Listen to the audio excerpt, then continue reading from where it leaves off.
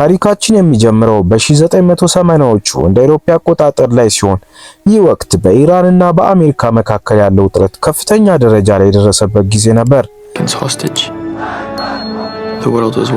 ይህ በእንዲህ እንዳለ በአገሩ ስላለው ድህነት እጅግ የተጨነቁ ወላጆች አሊ የሚባል ወጣት ልጃቸውን ጠቅልለው ወደ አሜሪካ ይልኩታል። ነገር ግን ከመሄዱ በፊት እናቱ ሁልጊዜ እንዲያስታውሳት አንድ ልዩ ማስታወሻ ትሰጠዋለች። ይህም አንድ ቁልፍ ነበር።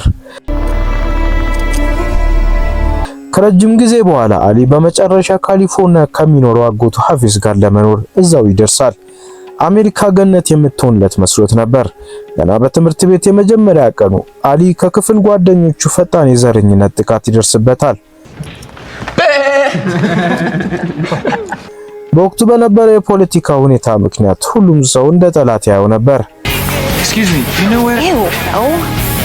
ወዲያውኑም አሸባሪ የሚል ስም ተለጠፈበት። በተለይም ማይክ ከተባለ ባለጌ ልጅ የማያቋርጥ የትንኮሳና የውርደት ሰለባ ይሆናል። ይህ ጥላቻ በትምህርት ቤት ብቻ የተወሰነ አልነበረም። አጎቱ ሐፊዝም የችግሩ ተካፋይ ነበር። በአካባቢው ያሉ ሰዎች የእሱን የመኪና ጥገና ክፍል ሙሉ በሙሉ ባለመምጣታቸው ምክንያት ብቻቸው እንዲቀሩና በገንዘብ እንዲቸገሩ አድርጓቸዋል። አሊ በትምህርት ቤት ስፖርታዊ እንቅስቃሴዎችን በመቀላቀል ለመላመድ የተቻለውን ያህል ይጥራል። ስለ እግር ኳስ ቢያስብም ያ ሲበድለውና ሲገፋው የነበረው ማይክ የሚባል ልጅ በቡድን ውስጥ እንዳለ ይገነዘባል። ቅርጫት ኳስንም ቢያስብ ጨዋታው ለሱ እንደማይሆን ይሰማዋል። አንድ ቀን አሊ የትምህርት ቤቱን የዋንጫ ማስቀመጫ እያየ ሳለ ማይክ ሆን ብሎ ገፍቶ ይጥሏል። በዚህ ጊዜ አሊ መታገስ አቅቶት ይመክታል። ነገር ግን የትምህርት ቤቱ ርዕሰ መምህር ሚስተር ስኪነር በመሃል ገብተው በመገሰጽ ሌላ ስህተት ቢሰራ ከትምህርት ቤት እንደሚባረር ያስጠነቅቁታል። በኋላ ምሽት ላይ አሊ ወደ ትምህርት ቤቱ የስፖርት ማዘውተሪያ ክፍል ዝም ብሎ ሲገባ የአጋጣሚ ሆኖ የትግል ወይም ሪስሊንግ ውድድር ሲካሄድ ይመለከታል። የጨዋታውን ከፍተኛ ፉክክርና አስደናቂ ጉልበት ሲመለከት በአሊ ውስጥ ወዲያውኑ የአይን መክፈቻ ብልጭታ ይፈጠራል። በዚያው ቅጽበት ይወስናል። የትግል ቡድን መቀላቀል ይፈልጋል። በማግስቱ አሊ በልምምድ ወቅት አሰልጣኝ ፕላይነርን ያነጋግረዋል። ነገር ግን አሰልጣኙ ቡድኑን እንደሞላ በመንገር ወዲያውኑ ውድቅ ያደርጓል። አሊ ግን ተስፋ አልቆረጠም። የልጁን ቁርጠኝነት የተመለከቱት አሰልጣኝ ፕላይነር ከቡድኑ ምርጥ ታጋዮች አንዱ ከሆነው ጂም ጋር መጋጠም እንደሚፈልግ ሲነግራቸው እሱን ለመፈተን እንዲወዳደር ይወስናሉ። አሊ ምንም አይነት የትግል ልምድ ስለሌለው ጂሚ ያሸንፋል። ቢሆንም ግን ጂሚ አሊ ጠንካራና ተስፋ የማይቆርጥ ልጅ መሆኑን ይመሰክራል።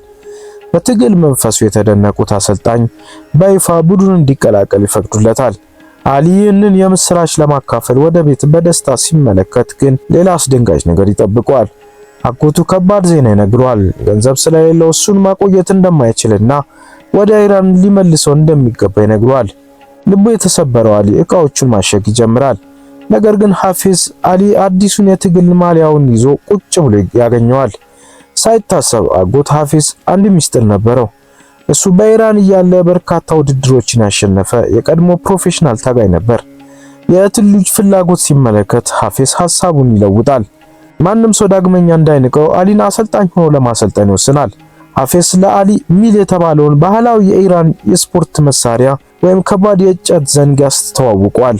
እንዲሁም የእጅ ጥንካሬው ለመገንባት በቀን 100 ጊዜ እንዲለማመድ ያዘዋል። ከዚያች ቅጽበት ጀምሮ የአሊ ህይወት ወደማይቋረጥ ጥረት ይቀየራል። አሰልጣኝ ፕላይነር በትምህርት ቤት መሰረታዊ ነገሮችን ሲያስተምረው፣ ሐፊዝ ደግሞ በቤት ውስጥ ቴክኒክና ጥንካሬውን ይገነባል። ከዚህ ሁሉ ልምምድ ጎን ለጎን ክሪስቲን በትምህርቷ እንድትሻሻል በአንድ ምግብ ቤት ውስጥ ማገዝ ይጀምራል። መጀመሪያ ላይ ሁለቱም እርስ በርሳቸው ይተፋፈሩ የነበረ ቢሆንም በፍጥነት እየተላመዱና የቅርብ ጓደኛሞች ይሆኑ ይመጣሉ።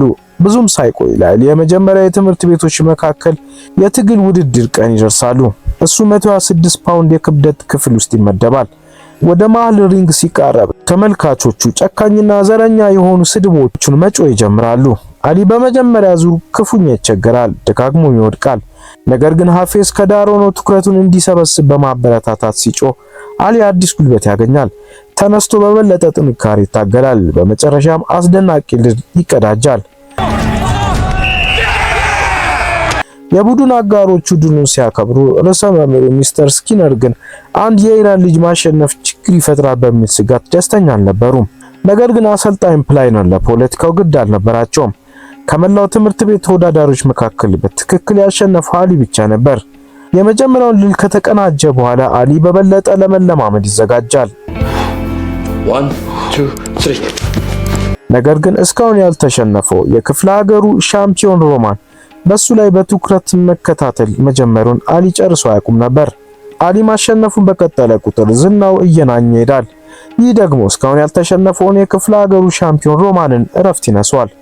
ሮማን በአሊ ስኬት ስለተፈራረሰ እሱን በይፋ ለመቅጠም ሲል ብቻ ክብደቱን ለመቀነስ ይገደዳል። በአንድ ውድድር ላይ አሰልጣኝ ፕላይነር ተመልካቾቹ ከሚሰነዝሩት የዘረኝነት ስድብ ለመጠበቅ አሊን ለጊዜው ተደብቆ እንዲቆይ ያደርጋል።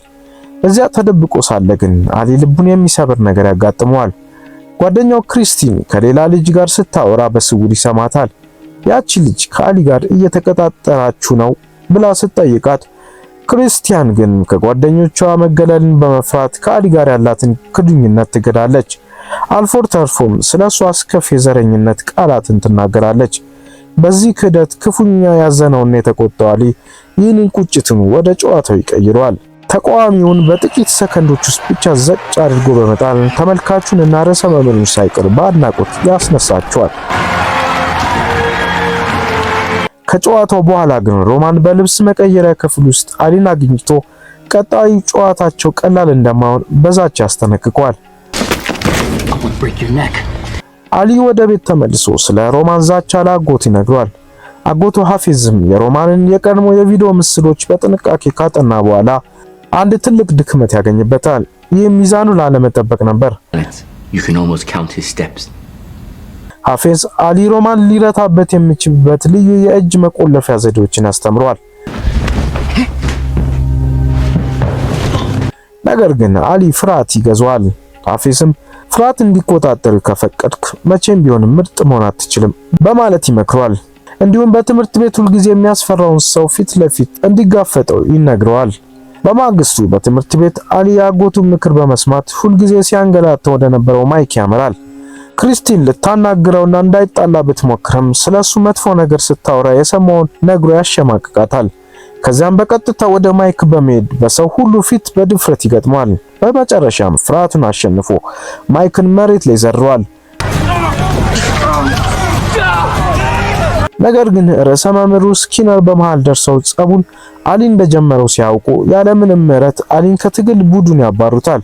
ይህ ማለት ግን አሊ የመጨረሻው የፍጻሜ ውድድር ላይ መሳተፍ አይችልም ማለት ነበር። ሆኖም አሰልጣኝ ፕላይነር ለአሊ ብቃት ካላቸው አድናቆት የተነሳ አጎት ሐፊዝን ረዳት አሰልጣኝ አድርጎ በይፋ ይቀጥሩታል። አሊ በቡድኑ ተባሮ በብስጭት በትምህርት ቤት ኮሪደር ላይ የተራመደ ሳለ ክሪስቲን በስተጀርባው እየሮጠች ትመጣለች። ያንን የዘረኝነት ንግግር የተናገረችው በጓደኞቿ ላለመቀለድ ብቻ እንደነበረና አሁን ግን ማንም ምን አሰበ ምን ግድ እንደሌላት በእንባ ትነግሯለች። ለሱ ያላትን እውነተኛ ፍቅር ለማሳየትም በመላው ትምህርት ቤት ተማሪዎች ፊት አሊን ትስሟለች። በክሪስቲን ፍቅር ልቡ የራራው አሊ ወዲያውን ወደ ርዕሰ መምህሩ ቢሮ በመሄድ ቡድኑን ለመቀላቀል ሌላ እድል እንዲሰጡት ይማጸናል። መጀመሪያ ላይ ርዕሰ መምህሩ እምቢ ቢሉም አሊ እናቱ የሰጠችውን ያንን ልዩ ቁልፍ ያወጣል። ይህ ቁልፍ በፈተናዎች ውስጥ ሁሉ እንዴት እንዲጸና እንደረዳው በኢራን ያሳለፈውን አስቸጋሪ ህይወትና በትግሉ ለትምህርት ቤት ኩራት ለማምጣት ያለውን ጽኑ ህልም በስሜት ያስረዳቸዋል። በአሊ ንግግር ልባቸው የተነካው ርዕሰ መምህሩ ስኪነር በመጨረሻ ሐሳባቸውን ቀይረው ወደ ቡድኑ እንዲመለስ ይፈቅዱለታል። በሐፊዝና በፕላይነር ጥብቅ ስልጠና የታገዘው መላው የትምህርት ቤት ቡድን በደማቅ ሁኔታ ለፍጻሜ ውድድር ያልፋል። እናም የመጨረሻው የፍጻሜ ውድድር ቀን ይደርሳል። አሊ በትልቁ መድረክ ላይ ከአስፈሪው ሻምፒዮን ሮማን ጋር ፊት ለፊት ይገናኛል። የትምህርት ቤቱ የመጨረሻ ተስፋ አሊ ብቻ ነው። ጨዋታው ሲጀመር ሮማን ፍጹም የበላይነቱን ይዛል። አሊን ደጋግሞ በመጣል ከፍተኛ ነጥብ ያስመዘግባል። አሊ ክፉኛ ተደባድቦ መሬት ላይ ይወድቃል። ነገር ግን አሊ ቀና ብሎ ከአሰልጣኙ አጠገብ ያለውን ባዶ ወንበር ሲመለከት በትግሉ ህይወት ውስጥ ያለፉትን ውጣ ውረዶች፣ የአጎቱን አነቃቂ ምክሮችና የእናቱን የህልም ቁልፍ ያስታውሳል። በአሊ ውስጥ ታላቅ ቁርጠኝነት ይፈጠራል። ተነስቶ አጎቱ ያስተማረውን ያን ልዩ የመቆለፊያ ዘዴዎች በተከታታይ መጠቀም ይጀምራል። ጨዋታውን ሙሉ በሙሉ በመቀየር መላው ተመልካች በድንጋጤ እጁን በአፉ እስኪደፋ ድረስ ሮማንን መሬት ላይ ለጥፎ ድንቅ ድል ያቀዳጃል። መላው አዳራሽ በአድናቆት ይጮሃል። አሊም የወርቅ ሜዳሊያውን በመጨበጥ ለትምህርት ቤቱ ትልቅ ክብር ያመጣል። እንዲሁም ሙሉ የኮሌጅ ነፃ የትምህርት ዕድል ወይም ስኮላርሺፕ ያገኛል። ፊልሙ የሚጠናቀቀው አሊና ክሪስቲን የአጎቱን መቃብር ሲጎበኙ ነው። አሊ ያገኘውን ወርቅ ሜዳሊያ በአጎቱ መቃብር ላይ በክብር ያስቀምጣል።